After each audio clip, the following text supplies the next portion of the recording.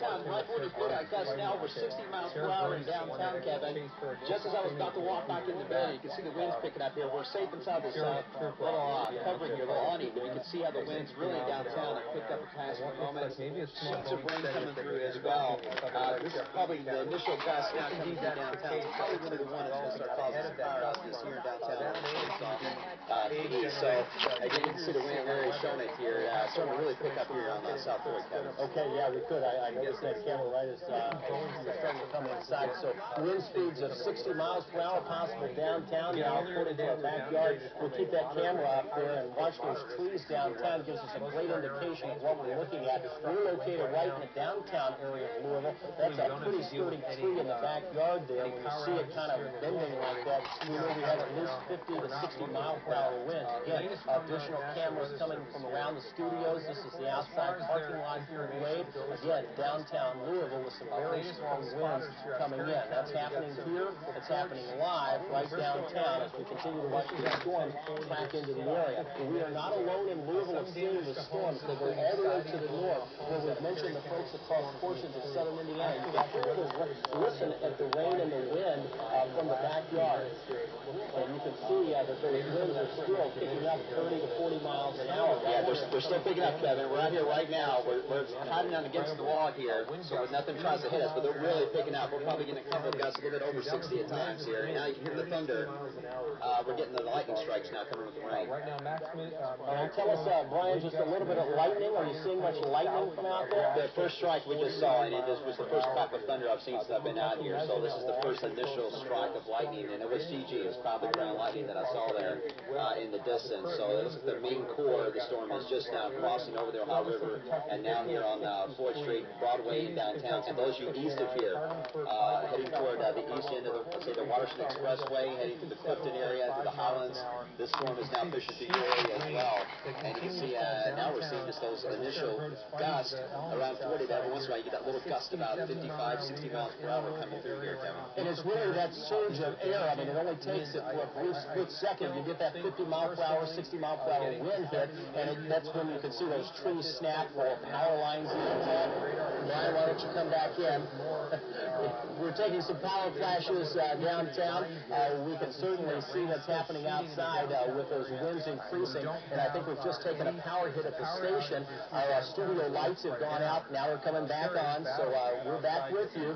And again, as Brian mentioned, those winds intense in the downtown area as those storms continue to push on through. So 60 to 70 mile per hour winds now moving through the downtown area. We'll be pushing off to the east. Folks in Springhurst, Prospect, over across J-Town, down to Anchorage, pushing your way down toward Okolona. As you work your way to Fern Creek, get ready. You're next in line for these 60 to 70 mile per hour winds to move into your area. You've seen the effects of them firsthand, first with a gust of wind, then it's kind of intermittent between 40 to 50 mile per hour gust of wind. Heavy rain follows, and then a burst of stronger wind that pushes through, accompanied with heavy rain and lightning. You can see outside in the backyard, sheets of rain coming down. Wind speeds appear to have calmed just a bit, but still remain very strong as these storms continue to blast the downtown Louisville area. These are the same storms that moved through western Jefferson County, where Janelle McDonald reported from MetroSafe that we have a number of trees and power lines down.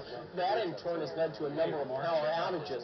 Keeping up with our power outages happen to be Don G. and Scott Reynolds, who are standing by with some of the latest information there. And it's not just quite a few events that have looked Louisville that we have the power outages. They stretch across Duke Energy's area of southern Indiana and LG and East coverage area of Kentucky. Take the radar off and show people what's going on at home. I'll leave you guys to ask how many power outages do we have at this point across our area? We have about 134 in Jeffersonville.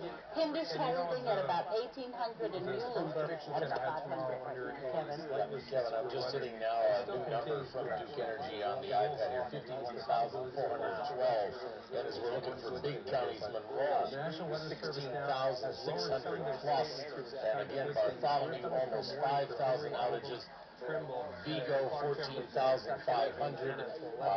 Knox, Bucks County 3,200, Decatur 1,300. Those are the ones with the big numbers right now. Sullivan was 1,600. And I'm sure we'll start to see some of the numbers go up across our area to the south as these storms move through. Appreciate those reports. We'll check back with some breaking news for you guys coming up in just a bit. Let's go a little further south of Louisville and just a bit west. These storms continue to Louisville area. Heavy rain, very strong, 60 to 70 miles per hour. Witness that downtown. And also some vivid lightning. We arc our way back across portions of Meade County. It's where you find Battleton, Brandenburg, moving down towards that area. Look at the lightning. We're going to wind up seeing those thunderstorms continue to press south. Ron Dodson is on with us, Meade County. And Ron, what can Meadowview Vale. I want to kind of locate some of the roads here. Let me get you tell us that's happened in Meade County. Here, I can see better. These are some locations here. We just got another one while I was waiting here on the phone. Right here.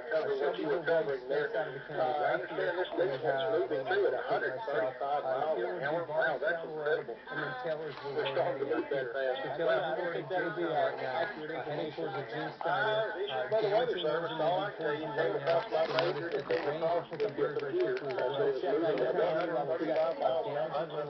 That is But anyway, this covered Ohio County, Breckinridge County, Meade County, that was issued about 3 minutes ago. But anyway, so far we've got power out in part of the northern part of the county around the Rodeo, Concordia, Little Bend area of the county, Battlefield area.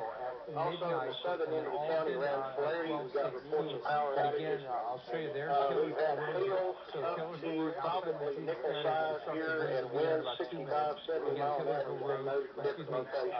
Okay, but no major damage reported. No major damage has been reported yet, but again, everybody's kind of holed up right now. We've been warning them all day long that this was coming. Many different ways, including the first 911 radio show this morning we did on local radio stations. And we've got our big churches right now, another place serving shelters. Everybody holed up at their for severe. When they go outflow, it's kind of like things are gusting out. It's kind of like the storms have done their best and are starting to wind down here a little bit. So looking at this from a radar perspective, I think we're seeing some indication that the worst may have occurred within the storms here.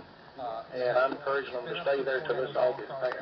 Good idea. Ron Dodson with Meade We County. also got probably heavy rainfalls, which if you live in an area around the Meade, Breckinridge County areas, etc., that tends to flood, I would be very cautious if you have to hit the road a little while because you're probably going to run into some flash flooding. Yeah, you're right about that. Not only are the ground saturated, but that water will come up in a rush. Ron Dodson, we appreciate that. Your report from Meade County, absolutely. Ron, a long-time storm spotter with us here at Wave 3. We appreciate his service in Meade County.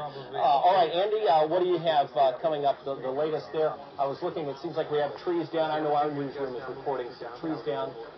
Yeah, over in the PRP area, apparently off Dixie Highway, there are some trees down there from some 40 or 50 mile an hour winds. We did try to check on that report of storm movement at 135. I believe that's a typo. I had to be a typographical error. I've not seen anything near that.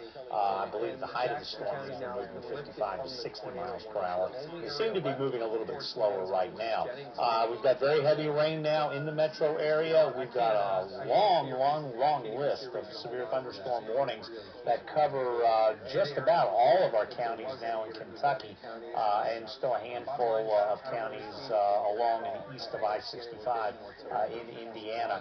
These warnings, most of them go until midnight. A handful of them here will expire at 11:30, and we'll update the big board here in just a few minutes. We've got a live picture outside, very windy. We've had, as Brian mentioned, wind gusts here probably in excess of 60 miles per hour, and the heart of the storm coming through the metro right now, Kevin. We've got new warnings coming out for Henry, Oldham, Trimble, Jefferson, and Indiana until 12:15. So again, it's along the same area that we've been watching where those thunderstorms could produce that wind damage across the area as anticipated. Now, you look further to the north, again, we're covering everybody around our area, and I know that may not seem that way when you're watching the coverage from a specific person. You're like, hey, well, I'm talking about where I live. You're focused here or there, but we're focused everywhere. It's along this line, and I can tell you that most places along that line are going to see some strong winds, some a little stronger than others. Let me take you to the northern part of the line once again as we work our way south. This is Jennings County. It's where we find North Vernon. You work your way further to the south. This will eventually be moving into Ripley County. Strong winds there. Now, let's grab the radar, and we'll go down just a bit as we work our way further to the south. You're going to notice this is I-65. That's